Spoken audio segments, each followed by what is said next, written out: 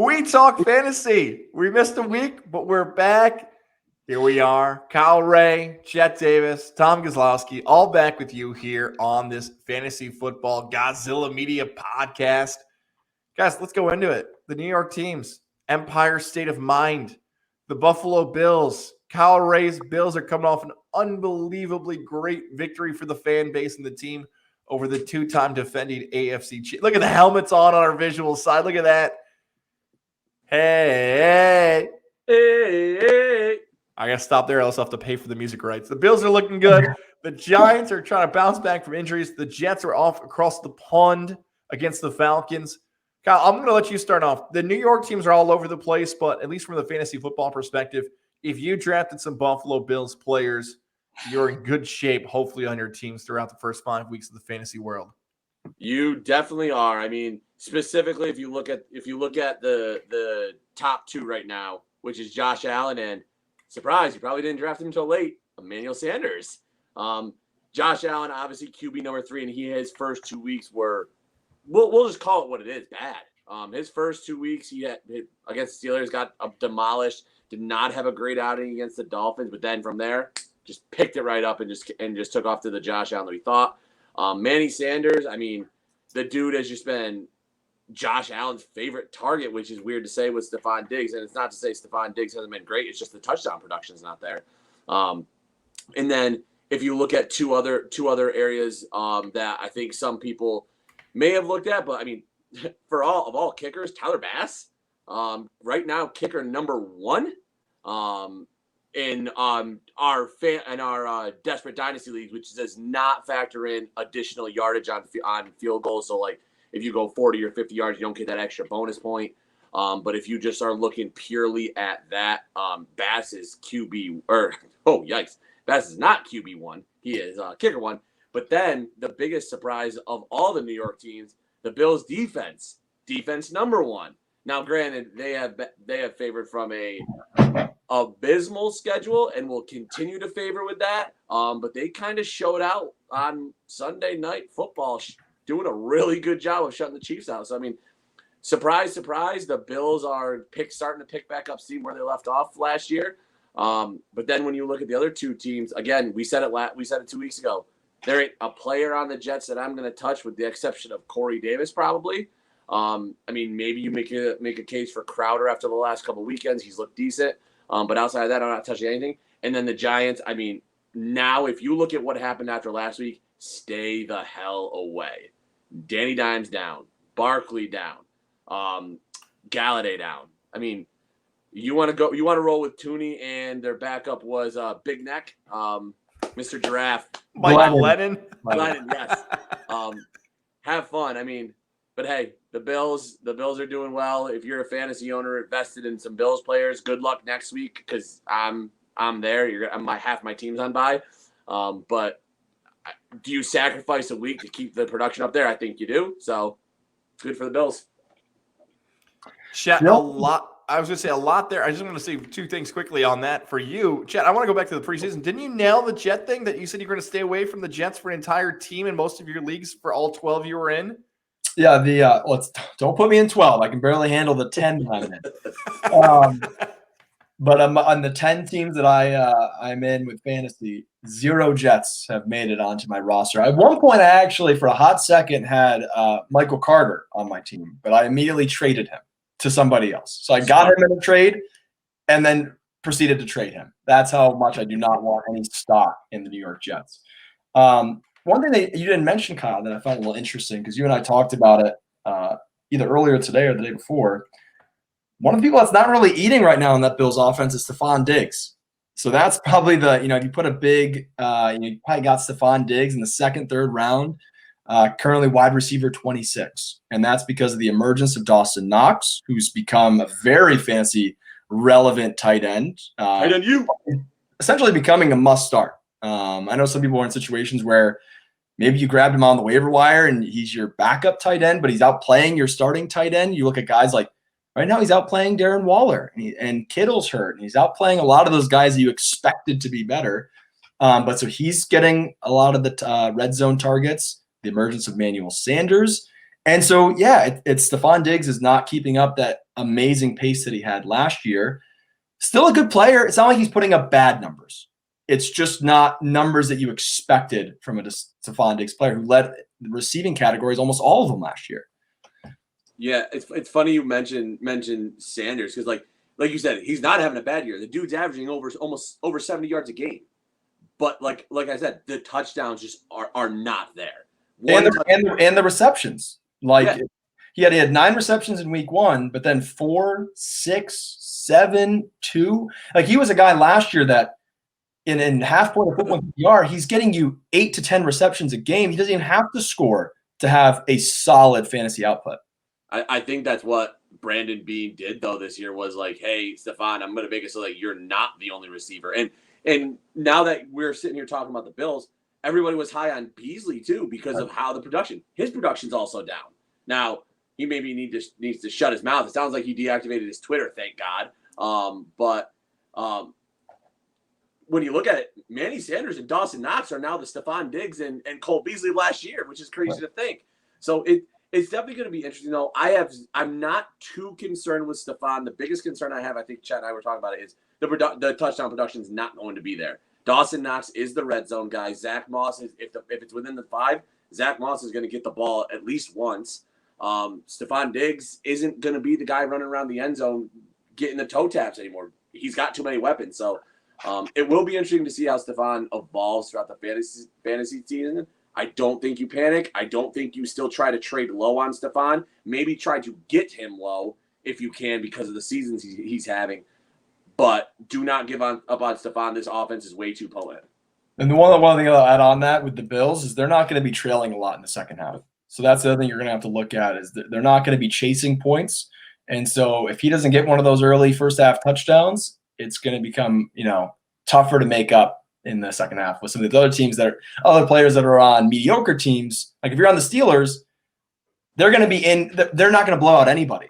So your receivers are going to be playing full 4 quarters and getting a lot of routes and a lot of targets. So many good points there. And I want to pick up on that last one Chet just had about the future of Bills players for the rest of the season. When we were going through those entire rosters of contributors, it almost lacked the word balance, or like Syracuse guys, like I say, balance. Add that weird Syracuse Jim Boeheim whiny accent to it, that it's hard to find exactly if you can get top to bottom good production out of it. And like you just said, are you going to continue to find these guys to make plays?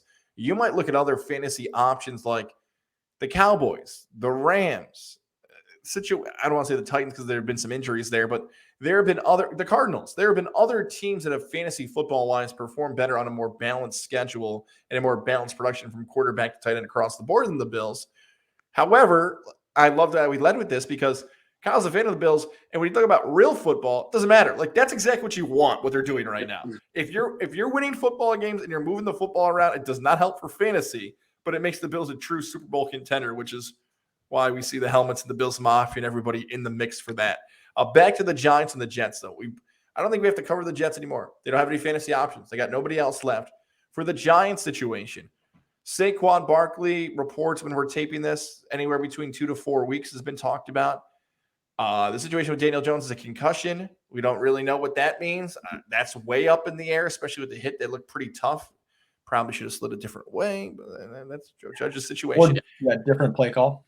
Or that, unless you two have heard something different, the Kenny Golladay thing's like a complete mystery. Like no one knows how he actually got hurt or what is hurt. That whole thing is a mess. So with all those things being now laid out there, Glennon, Booker, Tony, I don't even know if any of the backups have any value. I think Kyle hit on that a little bit. Chet, you agree with that? The Giants run away from them as well?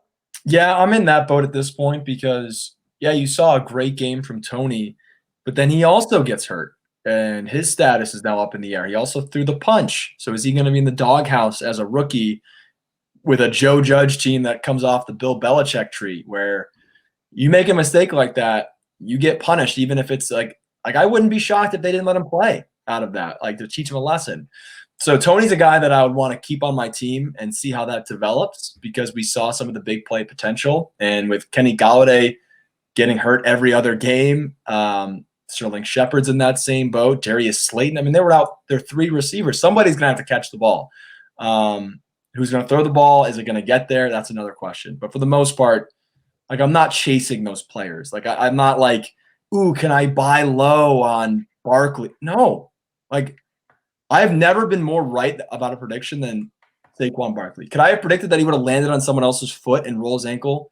No. But the guy's had a lot of injuries. It was a slow start that we all knew was going to be slow. Now he's hurt again. It sucks that it's always his legs. Like, I can't emphasize enough, when a running back hurts his lower body, like, you don't just come back from that and be the same. Like, you injure your shoulder, you can still be the same kind of player. It might get hurt when you get popped, but you can manage that. Managing a sprained ankle with what Saquon Barkley likes to do and on a repaired knee, I want no part of that. That's brutal. Hey, go ahead, Kyle. Yeah. I think so I was doing some looking just as we were talking about it. There may be one player that benefits a little bit. You gonna say Evan Ingram? Maybe. Yeah. He might. And that's the only one. And we'll touch base on it a little bit in the waiver wires. I mean, he's available in a lot of leagues. He was a really good player his first couple seasons. Right. Maybe he benefits. He has not been good this year with Daniel Jones, but I mean, that receiving core, when healthy, wasn't bad. I'm a big Kenny Galladay guy. I mean, he barely played with him, but Evan Ingram might benefit a little bit just because Glennon might have to do some more short passes and everything like that. But I think even that, you pick him up and you throw him on your bench until you see consistent production. Totally agree with that. Even if like a Booker pickup, like, unless you're really desperate on a bye week and you've got no other options, like, maybe he's your guy, but I don't feel great about that. And just back to Kadarius Toney, like, he has become the ultimate Twitter player so far through 5 weeks. And what I mean by that is that if you're a Giant fan or a fantasy football manager, you go right to social media and complain about him. And then he had a great game. It's like, oh my God, he's so good. And then like 5 minutes later, like you mentioned the punch and everything, what an idiot. Like, you could have your own thread about Toney tweeting about him throughout the game, which brings up an interesting point here. And I want to get to 5 weeks into the fantasy football season. We are past the 3-way mark. I'm talking third of the season, and add up the math there, 17 weeks now, a regular season plus 1, 18. Trust me, I think it's almost a third. No, 6 would be. Whatever, depending on how long your regular season is. Luckily, I'm not a math major, but let's get your guys' thoughts on the most interesting thing, whether that be a trend, a player's production, a position overall. Chet, I'm going to start with you. After 5 weeks of fantasy football, what has surprised you, most interesting, however you want to take that through the season so far? Before I get to my one big player that's been a total surprise, I think we need to give a little bit of an update on the bet that we had on a player who's been a surprise, one Mr. Mike Williams. And I was wondering, and people that didn't tune into our last episode, Goz and I made a bet about Mike Williams, that if Mike Williams continues his production, stays as a top 10 wide receiver in fantasy, Goz will do a show in public without a shirt on. And that was a bet that he came up with himself. Like, I don't know if this is a fetish or a dream of his, but I think it could be fun. I mean, especially after he just had a monster 30-plus week. Should we start, like, removing layers of clothing on the podcast? Like, you take off a sock this week, and, like, every week he stays in the top 10, you take off another sock. No. And then maybe your hoodie. You're going to start showing up to the podcast with, like, hats and scarves on.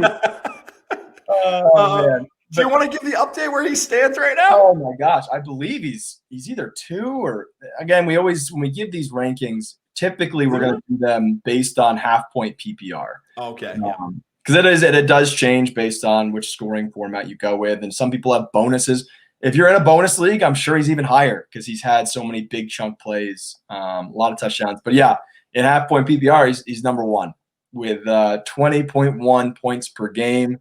He just had his 30 was his biggest, but his second game right around 30 points. But a couple of 18-pointers. He had a 1-reception game in week 4, and he's still wide receiver 1. Absolute monster. My comparison for him is he reminds me of a poor man Calvin Johnson. The big size, the ability to go deep. You just kind of throw it up to him, and like, it's almost a little awkward when he jumps up for the ball, but he comes down with it and he lands really hard on the ground, and you always go hold your breath. Is he going to get hurt? He got a little banged up in that game and kept playing, but so far I can't wait to be at that show and watch you strip in public. The worst part is I don't know who's going to catch him now. I felt so confident about that bet that I look at his contenders and injury again, asterisk. If he gets hurt, it's a wash to push everything else. But I look at who's going to catch him. Like, I don't think Jamar Chase in his rookie season is going to be the number one wide receiver. The guys in Tampa, Edwards and Godwin, are going to continue to split. Tyreek Hill and the Chiefs. Okay, one. I got to get 4 more to catch him, though. The big name. So, because again, we're saying top 10. So that's why I really feel confident. For number 1, I think Damonte is still going to be the biggest contender. We saw, he just has the greatest target share. It's the best. It's literally the best formula you can have in fantasy football. An unbelievably good quarterback, an amazing target share with not a lot of competition. And he's really talented. Like, it's literally the perfect formula you want, which is why in most leagues he was your number 1 wide receiver off the board. And we've seen it. He's so freaking good. But for my biggest surprise, and I guess we can start calling it a trend, is Cordell Patterson. I guarantee Cordell Patterson was not drafted in your league. Like, not even a thought. He was a guy that was a popular name 5 years ago as like this Swiss Army knife. Is he going to be the next Percy Harvin? He's got this return ability, and he's good in open space. Nowhere, at no point in his career has he ever seen the type of production or touches that he is now consistently getting on a Falcons team that not only has a bad starting running back and Mike Davis, just straight up average. Like, Mike Davis is not a special running back. He is a fall forward and get you 5 yards if you're lucky. So he doesn't have a ton of competition in his backfield. A team that's going to be trailing a lot. Like, no lead is going to be safe in Atlanta. And he's getting an amazing target share. He's currently coming into this week RB4 in half-point PPR, averaging a shade under 18 points per game. This is Cordero Patterson. 4. Running back 4. And just think about how much throughout the offseason and your mock drafting and you're splitting hairs on those top 10 to 12 running backs. Cordell Patterson's number 4. And it's becoming a trend. Like, it's not, the 3 touchdowns, fluky. That sways it a lot. But it's not just touchdowns. He had a great week last week without a score. Let me just run through. I should have pulled this up as I was making this entire speech. This is what we call a live show, folks. So Cordero Patterson, throughout this season, has had target shares. Week 1, they didn't know how to use him. He only had 2 targets. Since then, 7 targets, 6, and 9. And the receiving yards, 58, 82, 82, 60. That's good for a wide receiver. And he's a running back who's also getting 5 to 10 touches a game as a running back. It's never would have expected it. Can I guarantee it will continue? No. Am I going to put him in my lineup until it discontinues? Yeah. He's proved enough to me that he's a part of that offense and he's getting it done. It was on my list of things. Kyle, I'm going to jump you just because it's so close to my trend I had here. My trend was going to be how bad running backs overall were really looking in fantasy because of Patterson leaping. But you start looking at some of the names that are around the top. Derrick Henry, Austin Eckler, Zeke had a really good performance recently. So all of a sudden you're like, okay, wait, hang on now. Those guys are projected to be pretty good. Aaron Jones had a really good September game. All of a sudden the names that Nick Chubb and Kareem Hunt, all these names that we talked about in the preseason are all in the top 10 to 15 mix. So I wanted to take this take that running backs are harder to figure out than ever before, but it's really not. What surprises me is that besides Patterson, we knew the drop-off was coming.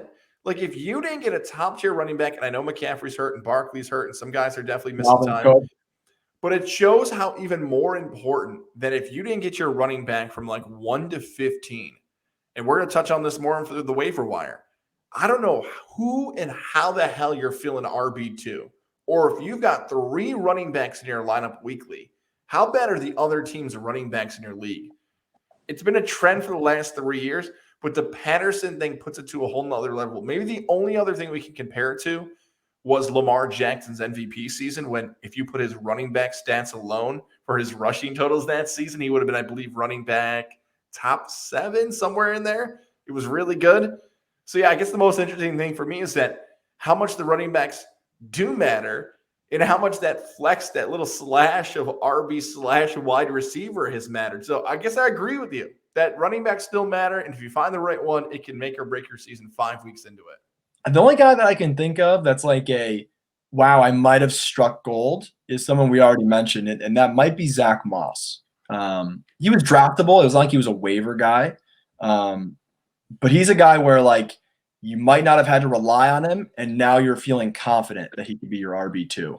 But aside from Cordero Patterson, like you said, it is all the guys that we expected, and you're not really finding a lot of, ooh, this guy's going to save me.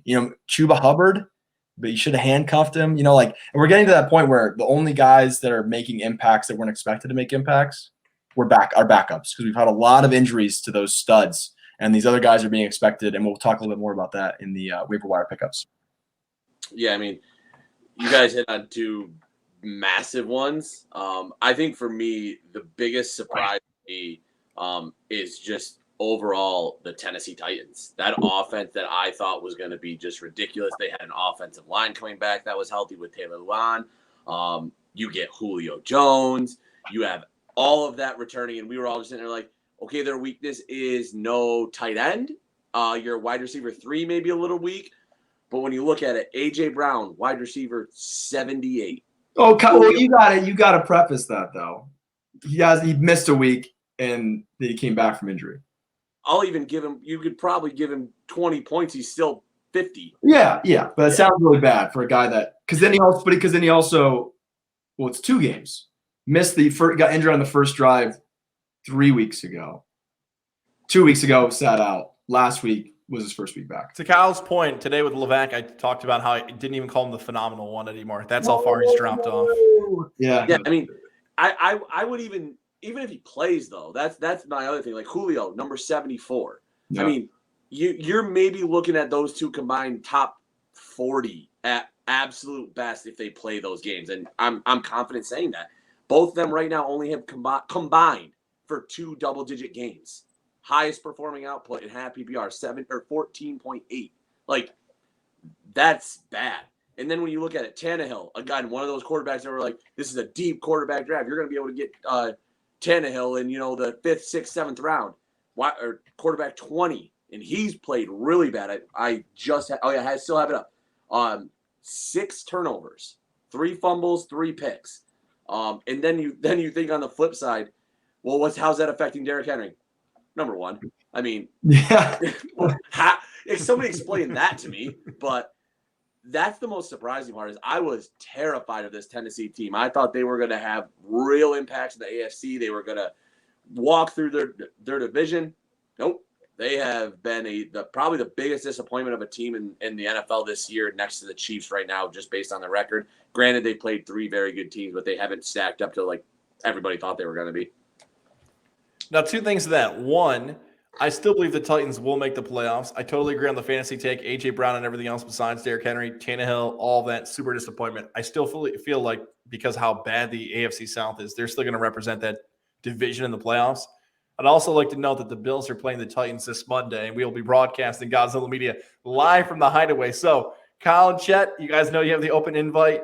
If Kyle wants to continue talking smack to Titans fans in Saratoga as he chugs a frosty cold one, you're more than welcome to continue your smack talk for Monday night when your Bills take on the Titans. I'm not going to need to talk smack. Trust me. Not worth my voice. The one last thing on the on AJ Brown that maybe we shouldn't have been surprised, because I think a lot of people just kind of glossed over the fact that he had surgery on both knees. I don't know why that wasn't talked about more in the offseason. Like, I don't know if you could come up with a bigger red flag than a 3rd-year guy having both of his knees drained. Like, that's not good. And so he hasn't looked the same. He then has a soft tissue injury. You're stuck with him at this point. He might not be playable until you see it. And he's always going to have that big play potential, because they have to get him the ball if Julio's not playing. Like, he is still their number 1 receiving threat. It's not like at least no one's outplaying him. You know what I mean? Right. Like, it's not like there's someone who's taken over. It's just they're not passing the ball well. So they have to figure that out. Hopefully AJ can stay somewhat healthy, but I'm not really confident at this point that he can this season. Well, that theme healthy goes right into our 2 questions this week in the Johnstone Supply in Troy mailbag. Remember, if you want to write in a question, we'll take the questions via social media. We_talk_fantasy on there. Kyle, Chet's Twitter accounts, my Twitter account, Gaz at GonzillaMedia.com. All can happen thanks to Johnstone Supply in Troy. And you can be a part of the first Gozilla Media bus trip Saturday, October 23rd, as we will be going to the U Albany versus Maine Pink game. You can sign up. It is first come, first serve. If you sign up, you can do it right now. GonzillaMedia.com. And don't forget, even though the weather's been beautiful in the capital region, we promise you that the fall weather is soon going to be approaching, and it's going to be a little colder in your home. It's going to be heated properly. Is your furnace ready to go? Is everything up to date that you need? People call Johnstone Supply in Troy. Shout out to my guy George, a former guest on Getting There with Gaz, 2-time guest on Getting There with Gaz, Tom and Kevin, James, and all those guys, big fantasy football players. Tom's in our league. Maybe he'll end up winning the championship, or he'll listen and steal our points here coming up, and then soon to be waiver wires. And all of a sudden, the Johnstone team has his spot on it. 6th Avenue in Troy. Also, one other thing to add, Levac and I will be broadcasting live this Friday, October 15th. From 4 to 5:30. So that's your chance to win 2 free tickets and 2 free seats on the bus to U Albany versus Maine. The American Cancer Society, Johnstone Supply in Troy, supporting that cause. Hopefully you can be a part of it. Get GozillaMedia.com, and we're going to share more information on our Apple and Spotify. Link right here if you want to sign up for the bus trip. Johnstone Supply in Troy. All right, let's get to our 2 mailbag questions. Our first one's coming from our guy, Josh. Josh said this: Juju Smith-Schuster, I have 1 year left as a dynasty keeper player. Is it time to dump Juju Smith-Schuster? No, you should have dumped him a year ago. There it is. Like, what are you doing? I knew Chet would love this one. I mean, unless this is a dynasty format that I'm unfamiliar with, no. Yes, just get rid of him. Like, after what we saw last year, and it's carried over into this year, he's not the guy that we saw playing alongside Antonio Brown. He cannot carry number 1 targets. He now has Chase Claypool and Deontay Johnson, and now he's done for the year. Done for the year. Labrum injury, dislocated shoulder. Different than the Baker Mayfield labrum injury. I consider myself a labrum injury specialist. Different injuries on that style, but yes, he's done for the year. And so he's looking at potentially keeping him for next year. Yes, 1 year left on his keeper. No. Because we've already seen the production fallout of Big Ben. Big Ben's not what he once was. So this is not a team that throws for 350 anymore and 3 touchdowns. We don't know what that's going to be next year. Is it still Big Ben? Is it Dwayne Haskins? Is Juju on the team? Because remember, he's got 1 year left on his contract. He just, not to cut you off, but like that's the big problem is that Juju, maybe of any NFL player the last 5 years, non-quarterback, non-running back, I think they're in a whole different. No, quarterback's fine. Running back's a whole different thing. But Juju screwed up. Him and arguably Aaron Jones this offseason both should have left. Now, Aaron Jones is fine. He's with the Packers. He came back to Rodgers. Running back, again, different spot. But Juju should have, in 2020 COVID threw this off, he probably shouldn't have been a Steeler. He should have went somewhere else and got paid. He bet on himself, and it did not cash in for him. Yeah, I think there's 1% that you keep him, and that's if he goes to like the Chiefs and he goes to the right side of Tyreek Hill. Even that now Gordon's there, and Gordon had some good catches. There's that 1% if you get to wait all year and wait till you're about to draft to say, Juju Smith-Schuster traded to the Bills, the Ravens, the Chiefs. Okay, maybe roll the dice, but there's 99% that you say, hell no, do not keep him. There's a chance when you look at it too, like just roster structuring wise, if they have Claypool and they have Johnson and they have a pick in the draft, they could have easily said, we're going to take a flyer on a 5th round speedster from a Big 12 school and say, all right, Juju, we're just going to cut you instead. Like, we're not going to trade you. You're not going to be on the roster next season. So yeah, like you guys both said, luckily, hopefully for that league, you don't have to make a decision until August, unless he lands on a ridiculous spot, which I would bet against because, again, her injury, not as productive. He's going to have a tough road ahead for the rest of his career, unfortunately. Even though he's a fun player on social media, he has not been anywhere close to what he was in 2017, which, God, is 4 years ago now at this point. He's one of those guys that I could see, and I wouldn't blame him or judge him, but, like, he's going to try to cash in on a bad team. Like a team that has cap space that's going to be willing to overpay, maybe get a lengthier contract. Like he's not he's not at a point. There you go. Detroit. Like go somewhere that has a really bad receiving core that has money to spend. And maybe a team that just wants some fan support. Like people know Juju. Like he's one of the more popular players in the NFL because of his esports and he's in commercials and he's got funky hair. His name's Juju, for God's sake. So like I could see a team like a Detroit that's like, hey, this guy's going to put some asses in seats. Let's bring in Juju. He's not at a point in his career where he's going to do the Emmanuel Sanders and go less money just to try to chase a title. He's not at that point in his career. He's still a young enough guy that he's going to want a 3 or 4 year deal from a team that's willing to pay that. And the only teams willing to pay that are going to be bad teams. Yeah, 2 things to add to that. You guys know my favorite Juju Smith-Schuster fact is that his real name is John Smith, and he changed it to Juju Smith-Schuster. How different of marketing you can do. And 2, he was 20. He was 20 when he was drafted. So you're right, Chet. He's got a lot of years left if he decides to cash in at some point. The second one is a very interesting one coming from our guy, Ben P., who wrote in, I have Odell Beckham Jr. Did I cut him? Oh my gosh, this goes perfectly into our next segment. But we'll just do it right now. This is actually a part of the start, sit, dump segment. Look at this. We'll just switch up the banner. Boom. But let's start with that one because that was the first guy I wanted to talk about was OBJ. And so to give you guys some numbers before we answer, looked good in his first game coming out of injury. 11.2 points in his return for Cleveland. But in the 2 games to follow, 2 receptions on 7 targets for 27 yards, 2 receptions on 3 targets for 20 yards. So he has gone backwards in every game.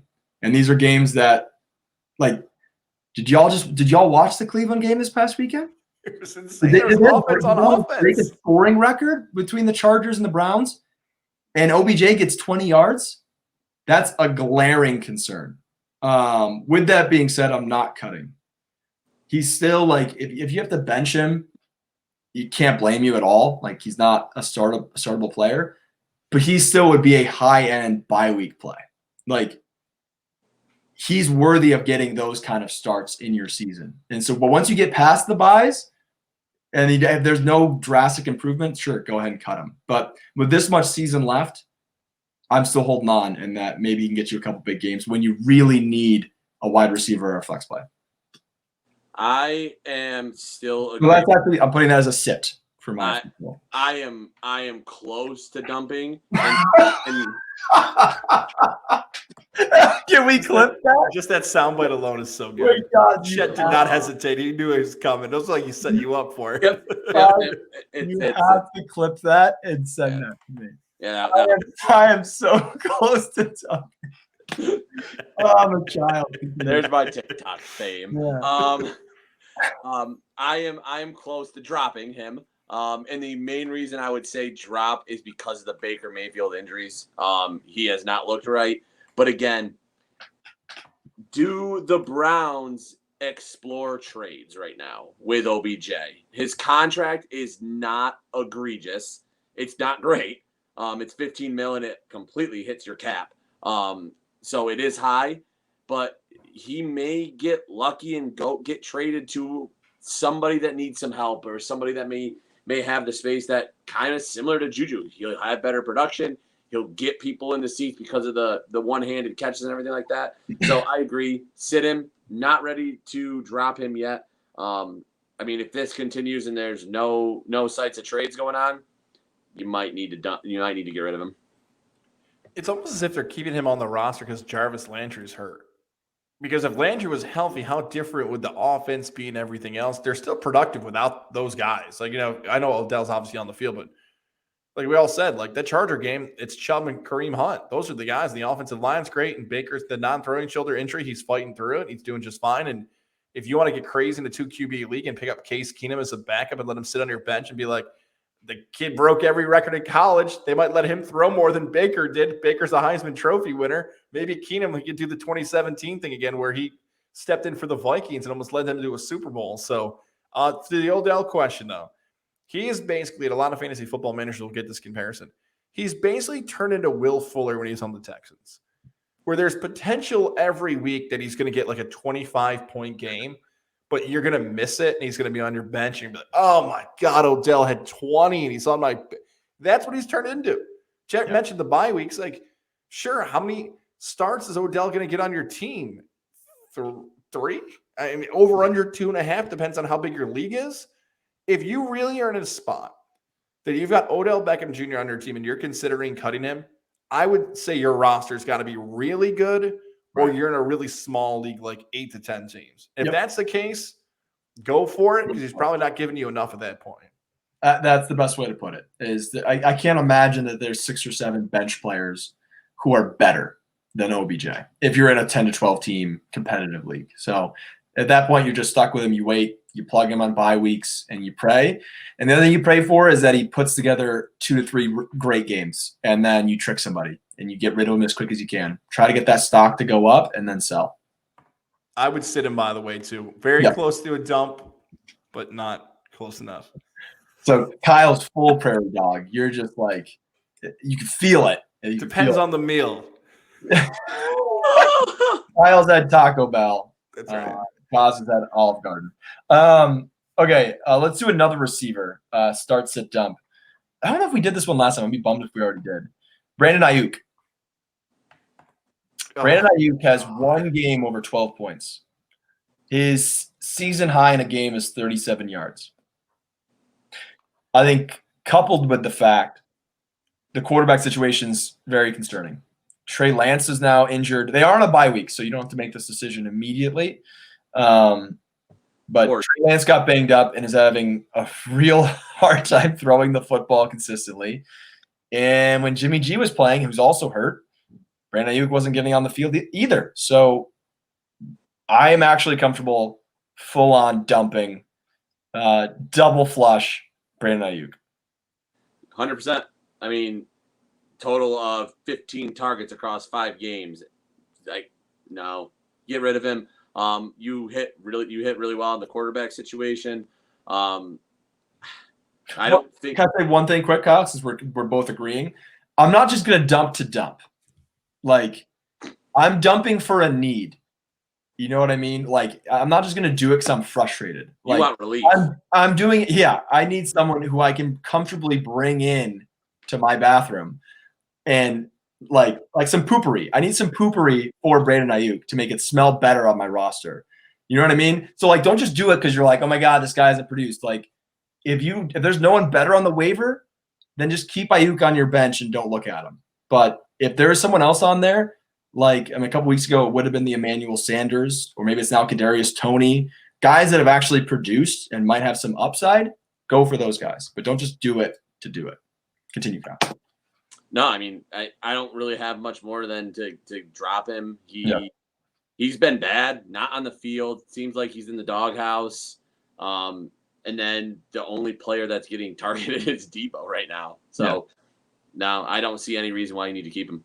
We're going 3 for 3 on this, and just 2 other things to add. One, does it feel like every year the last 5 years the Niners get crushed with injuries? Like, I feel like every season. I don't know if it's the field, the cleats, the gear, the trainer. I don't know, man. Oh my God, the Niners every season. And back to the Trey Lance thing, I'll stick by this point. I still don't know if he's good. Like, just flat. Like, you look at the rookie quarter. He's an athlete, but no doubt. Yeah. If we go back and watch that Cardinal game, just like the other rookie quarterbacks this season, and some are starting to figure it out a little bit more, like Lawrence looked better. Like, they have flashes. All of them have flashes of like, okay, I get it. The Lance thing, he just tried to run against Arizona. And there are plays in that game you're just like, oh, man. Like, he barely played at North Dakota State the last 2 years because of COVID and everything else. He didn't play much in the preseason because the preseason is now shortened. He just tried to outrun everybody. And it's like, dude, it is not FCS anymore. You got J.J. Watt and Chandler Jones. You cannot do that. And you can just see the plays where it's like, oh, man, how do I do this? And George Kittle's hurt. Yeah. Right? George Kittle's banged up. So, like, Ayuk, we're going 3 for 3. I feel like Ayuk has gone from, at some point this summer, we may have discussed him as a sleeper on the wide receiver ranking show to sit to dump. So we've watched the full dumping of Brandon Ayuk on the We Talk Fantasy podcast. We are in the water. Another example that I would give of what to do with Ayuk is he's the guy when you start planning for bye weeks. Kyle brings up the Bills are on bye next week. He's the guy that I drop this week for the quarterback I need that week. Mm-hmm. I mean, like, he's the guy where, like, he's exposable now. No, disposable. There you go. I'm exposing him to the toilet. But like, he's the disposable guy where if I'm planning ahead, if I'm playing the long game, he's the one that I'm getting rid of on my bench. Last one. And this is for any of these players you want to throw out there. What are you start, sitting, or dumping on the Ravens backfield? Any of them. I don't care which one. If you want to go with Latavius Murray, if you want to go Tyson Williams, I think we can all agree. Freeman got dumped a long time ago. Like, he is just like, he's a dingleberry at this point. Yeah, we're going way. This is the greatest. This needs to be an every week from now on. I will dump everybody but Latavius Murray, but my mind is going like this, just to add to your equation here, because my thought was, what about the Texans, and what about the Jets, and what about the Broncos? I had like and Melvin Gordon's in that mix. I know Melvin Gordon had a good game earlier this year, but I was like, if we're going to dump had some flashes. Yeah, like if we're going to dump the Ravens, we could probably like group in 3 to 5 other NFL team backfields that might be just as bad. Like the Falcons. Oh, Patterson counts now. So Patterson doesn't work anymore. Texans is a slam dunk. That's a great example, because there's no consistency on who gets the goal line work. They're all just like in the same level of just being decent and not producing on a consistent. So I like the Texans. I'm at the point with the Ravens. Same thing as probably OBJ. Only reason I'm keeping is for a bye week. If I have to play Latavius Murray, you pray that he gets into the end zone. But Tyson Williams, I'm probably dumping. And then hope that Tay might just have a game where he falls in for you. I think the only one you sit is Latavius. I was actually kind of doing the comparison portion, because I think we're all in agreement. The only one you would even hold on to is Latavius Murray. I find Latavius in the exact same position as Laviska Shenault right now. Like, everybody thought the Ravens running back was going to have a good year. So yeah, we lost JK, they lost Gus Bus, or everybody. Now Latavius is in there. You're like, if we knew Latavius was going to be the starting back at the beginning of the year, we'd be like, yes, Latavius. A lot of us were like, Laviska, I think, is a late round great pick, like a 5th round, 6th round, good wide receiver that you can get. And he hasn't done anything. And now that there's multiple wide receivers out in Jacksonville where they seem to just throw the ball. So I find it in the exact same spot. I'm not ready to dump Latavius. I want him to sit there for that bye week and then play the matchups a little bit. Do they get go against a bad run defense? I mean, do you look at it that way? So I'm not ready to dump him. I'm not ready to start him unless it's a good matchup. The other thing that hurts Latavius Murray is that even last year when they had healthy J.K. Dobbins and Gus Edwards, they like to not overload. Like, they don't like workhorses. They like to split things up. And so it is going to be a committee, and it's been that way. That's what Harbaugh does. So it does not help your case that your talent has gone down in the backfield, but they're still keeping it kind of even with the guys they give the ball to. And then you have Lamar Jackson, who's the number 1 running back on that team. So yeah, and just to end to that Shenault thing, some fantasy people on social media have now renamed Laviska Shenault, because especially in bonus leagues where he's had a game this season where he not only got knocked out at the 1-yard line, not a touchdown, he also got a 99 receiving yard game, so missed the bonus in some leagues. He's been renamed Laviska Shitnuts because he's costing people games anywhere between 8 to 15 points this season. Shit nuts, costing fantasy football managers across social media. Okay. Can that be a new segment? Who's our shit nuts of the week? Laviska Shenault every week. He already wins it.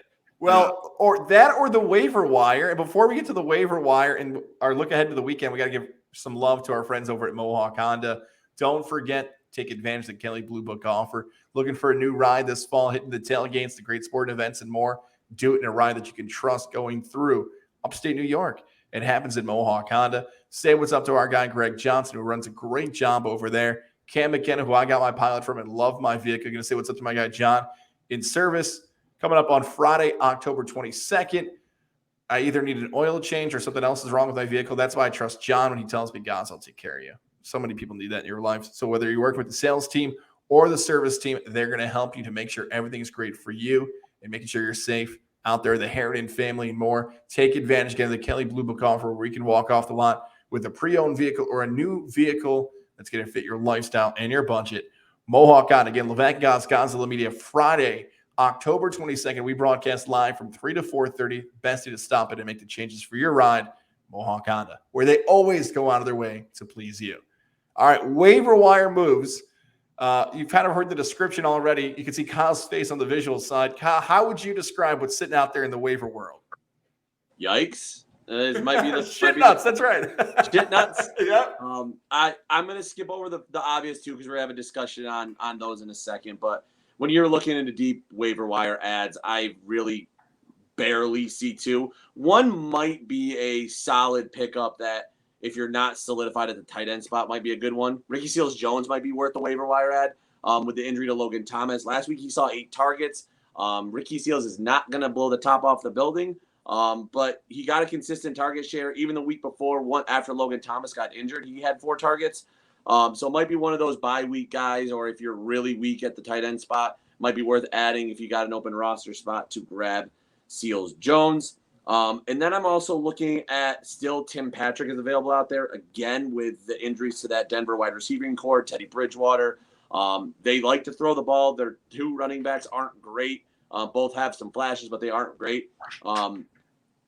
Patrick over the last 2 games, 15 targets, 10 of them catches. He got 89 yards last week, has double-digit points in 5 of 4, so might be a decent add as well for a flex role from there.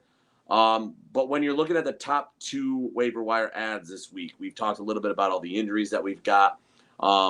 If you're looking at a waiver priority order, you've got Devin Booker for the Giants stepping in for Saquon Barkley and Darrell Williams stepping in for CEH. I look at a little bit of a concern with Darrell Williams, and the reason I say that is because Jerick McKinnon got in there a decent amount last week. So in my opinion, if I absolutely needed to get a running back for a temporary solution, they're saying Barkley, I think they say 2 to 6 weeks. They have no idea. It's a sprained ankle. It could be 2 weeks. It could be 6. I think I'm leaning on the side of Damonte Booker. I know even the beginning of the year when he was kind of sharing, he looked pretty bad. But when you look at what's coming up from a schedule side, you want to kind of probably sit him these next 2 weeks. But then they have okay matchup against the Chiefs and the Raiders. Raiders without a coach, who knows what's going to happen there. But the Chiefs are vulnerable against the run. So I would probably lean closer to Booker. However, if you are in desperation mode, needing to get a running back onto your roster, I'm not going to say I'm willing to waste a waiver priority on these guys. I'm not. I don't think it's safe. I don't like it. I think you're better off trying to trade, trying to finagle a deal somehow to get a low-end running back over wasting your waiver priority with one of these guys, because neither the injuries are season enders and both have their vulnerabilities with either performance or potential hawked touches. Yeah, you bring up a great point with Jerick McKinnon. I'm honestly surprised he hasn't gotten more run, even with a healthy CEH, because McKinnon is a few years removed from being that like super X factor guy, bigger than Darren Sproles, but the same kind of like change of pace that like is a nightmare for defenses. I thought like Andy Reid would have been able to use him like just to blow things up on defense to be able to contain that offense.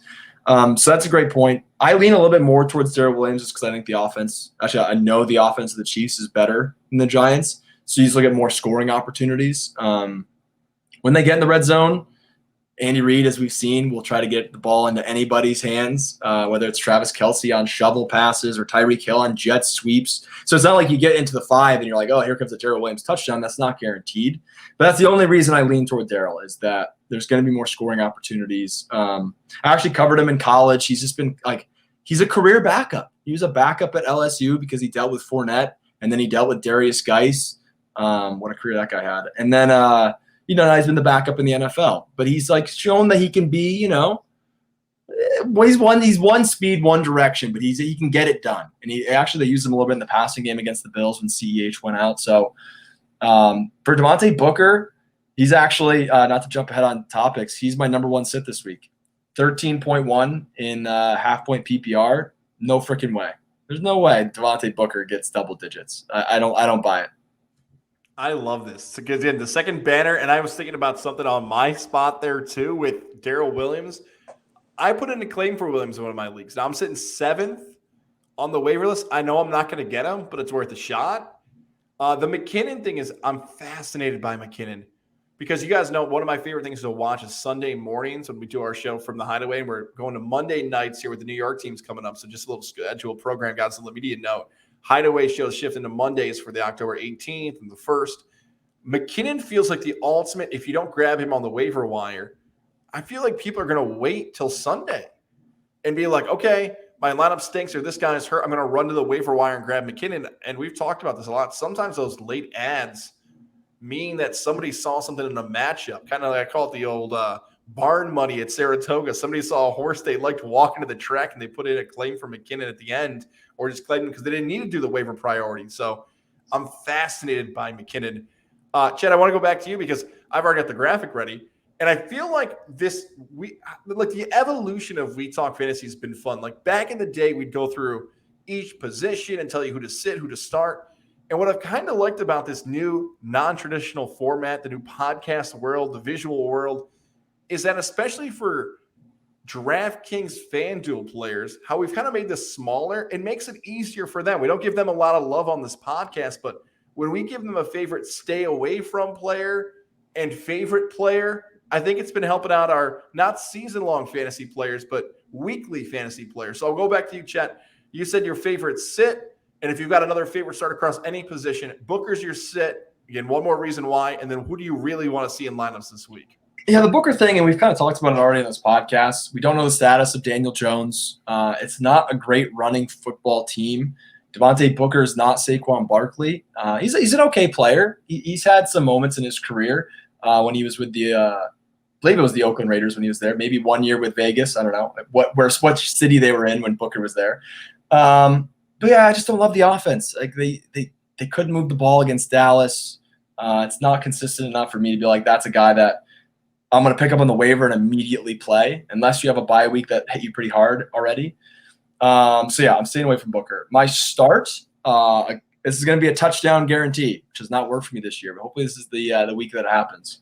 Chase Claypool gets in the end zone. Now, no longer having to worry about Juju Smith-Schuster. It becomes Claypool and Deontay Johnson. They play Seattle. That's a game. Good luck figuring out, like, if Russell's playing, you're going to have to keep up with that offense. With Geno playing, I have no idea what this game's going to look like. But that defense hasn't been great against the pass this year. It's been that way for a couple years.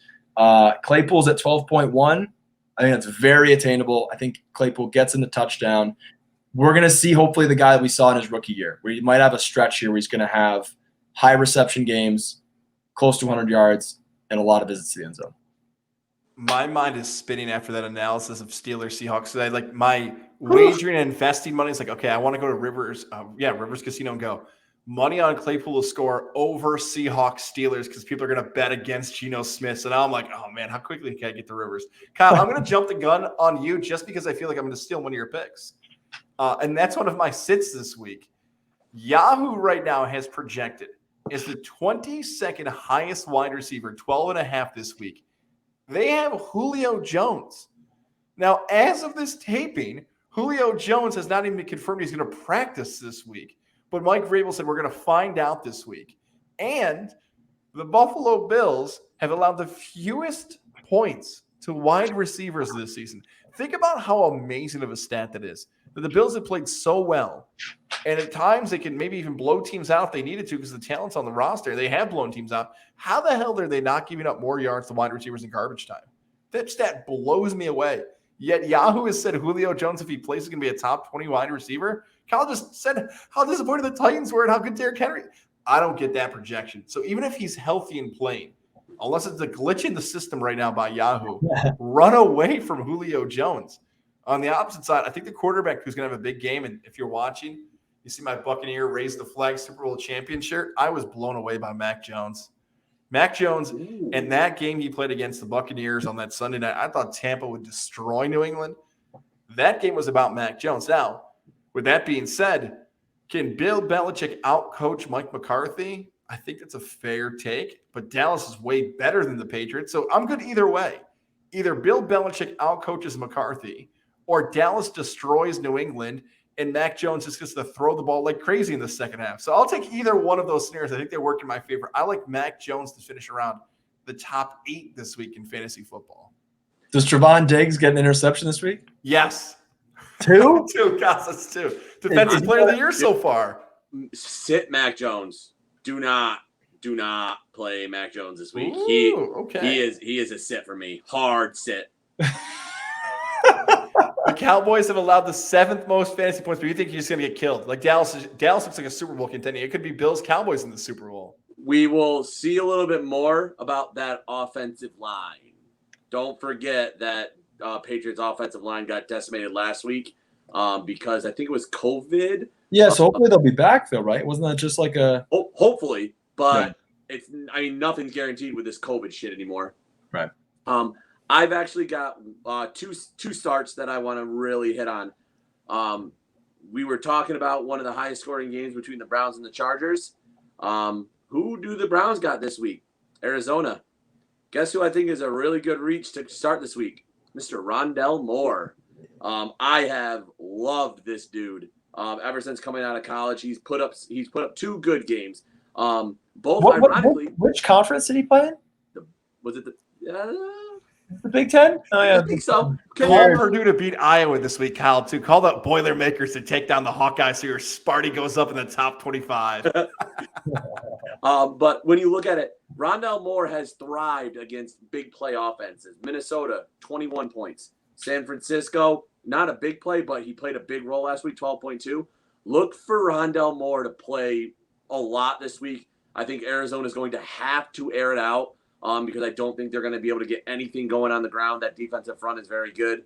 So I love starting Rondell Moore as a wide receiver too. And at minimum, a flex option. If you have him on your bench, start him on your flex. One thing that also can help Rondell Moore is the injury to Max Williams.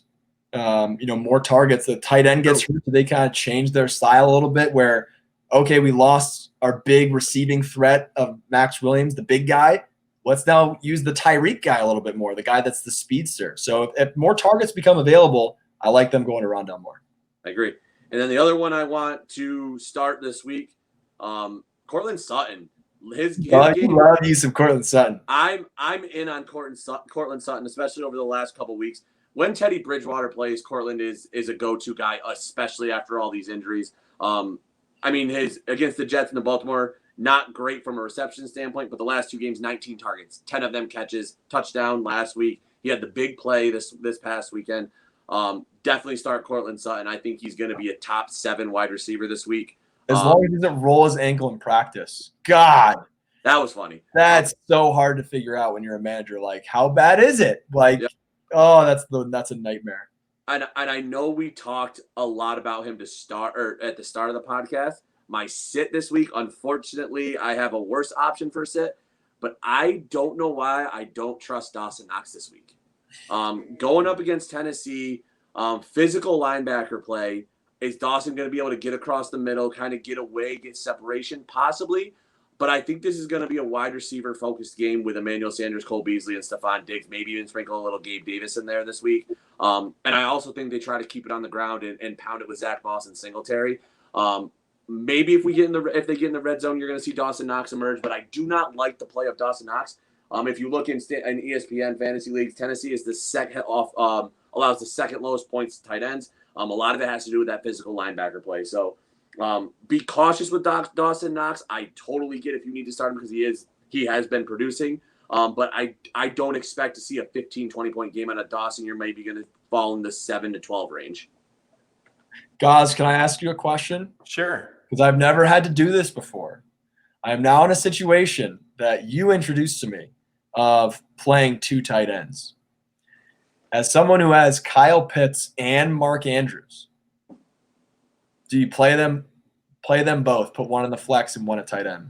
Absolutely. Yes. If that is your best scoring option, you play both. Kyle, nice. Yes. I think, look, if you just took the tight end thing away, you wouldn't think twice about it. So, yes, play both if you think they're going to score the most. I think you guys have seen this in leagues I've competed against with you guys. I love messing with people in the flex.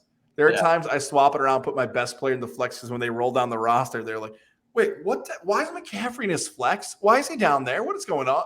So yeah, I'm all about it. Yeah, so I can't believe with the amazing game that Pitts had, the breakout we've been waiting for. I started Pitts over Andrews. I benched Mark Andrews. And I felt like a freaking genius at like 11 a.m. on Sunday when they're playing in London. By 11 p.m., I'm like, I'm an idiot. You never benched Mark Andrews. So, yeah, I'm in a situation now where it's too good to let them sit on the bench if what we saw from Pitts continues. It was the perfect situation with no Ridley and no Gage, and we saw it come to fruition. Can he keep it going? Hopefully he can. Yeah, I started the 2 tight ends last week. I started Knox and Waller. Did you win? Was that? Did you win? Oh, no, it's in that Yahoo league. I got my ass beat. Still got me my butt kicked, but it was definitely my best option because he would have gotten double the points anybody on my bench would have. Most people would think in like this double tight end start, they're like, okay, I need to trade one of my tight ends because only one of my tight ends plays. Well, remember, if you do trade one of your tight ends to somebody else in your league, they're going to be in that lineup probably 10 times for the rest of the season. You're making someone a lot better. Yeah, exactly right. Well, we know this about the We Talk Fantasy podcast. We are always ready to dump. Always ready to dump, all three of us. Is it time to dump? It's time to dump. Talk to you guys next week. Dumping out here.